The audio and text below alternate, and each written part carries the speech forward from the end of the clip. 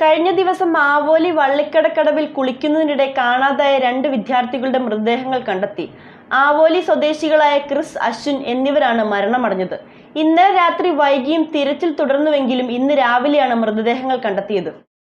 മൂവാറ്റുപുഴ ആവോലി വള്ളിക്കടക്കടവിൽ നിന്നും ഇന്നലെ വൈകുന്നേരം കുളിക്കുന്നതിനിടെ ഒഴുക്കിൽപ്പെട്ട് കാണാതായ 2 വിദ്യാർത്ഥികളുടെയും മൃതദേഹങ്ങൾ കണ്ടെത്തി. ആവോലി സ്വദേശികളായ അശ്വിൻ, ക്രിസ് എന്നിവരാണ് മരണമടഞ്ഞത്. ഇരുവരും +2 വിദ്യാർത്ഥികളുമാണ്. ഇന്നലെ വൈകുന്നേരമാണ് സുഹൃത്തുക്കൾക്കൊപ്പം പുഴയിൽ കുളിക്കുന്നതിനിടെ ഇരുവരും ഒഴുക്കിൽപ്പെട്ടത്. ഇന്നലെ പുലർച്ചെ വരെയും ഫയർഫോഴ്സും സ്കൂബ ടീമും ഉൾപ്പെടെയുള്ളവർ തിരച്ചിൽ നടത്തിയെങ്കിലും മൃതദേഹങ്ങൾ കണ്ടെത്തുവാൻ സാധിച്ചിരുന്നില്ല. ഇന്ന് രാവിലെ 5:45ഓടെയാണ് ഇന്നലെ കാണാതായ കടവിന് തൊട്ടു താഴെയുള്ള കടവിൽ നിന്നും അശ്വിൻ്റെ മൃതദേഹം കണ്ടെത്തിയത്. ക്രിസിനു വേണ്ടിയുള്ള തിരച്ചിൽ ഊർജിതമായി നടക്കുന്നതിനിടെയാണ് കിലോമീറ്ററുകൾ താഴെയുള്ള മൂവാറ്റുപുഴ പുഴക്കരക്കാവ് കടവിൽ നിന്നും ക്രിസിൻ്റെ മൃതദേഹവും കണ്ടെത്തിയത്.